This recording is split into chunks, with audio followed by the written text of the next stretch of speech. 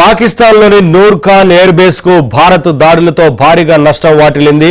భారత్ దాడులపై తాజాగా China satellite చిత్రాలు విడుదల చేసింది. ఉద్రిక్తతల సమయంలో సంయమనం పాటించిన భారత్ పాక్ చర్యలను ధీటుగా తిప్పికొట్టింది. అయితే డ్రోన్లు మిసైల్స్ తో పాక్ దాడులు చేయడంతో పాకిస్తాన్లోని పలు సైనిక స్థావరాలపై భారత్ ప్రతీకార దాడులు చేసింది. ఈ దాడుల్లో పాకిస్తాన్ కు చెందిన పలు సైనిక స్థావరాలు తీవ్రంగా నష్టపోయాయి. ఇందులో నూర్ ఖాన్ ఎయిర్ బేస్ భారీగా దెబ్బతింది.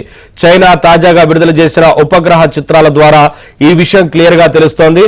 శాటిలైట్ చిత్రాల్లో దాడికి ముందు దాడి తర్వాత ఎయిర్ బేస్ పరిస్థితి కనిపిస్తోంది.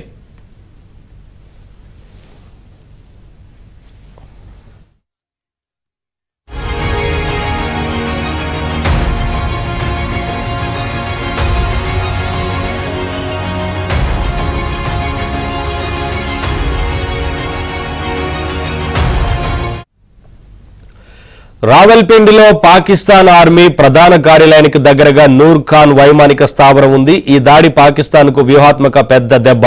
అయితే ఇది ఎయిర్ మొబిలిటీ కమాండ్ కు ప్రధాన కార్యాలయంగా పనిచేస్తోంది. దీంతో పాటు గగనతల రిఫ్యూలర్ ట్యాంకర్ ఫ్లైట్లు అలాగే హెవీ లిఫ్టర్లు ఇక్కడున్నాయి. దీనిని భారత్ ధ్వంసం చేసింది.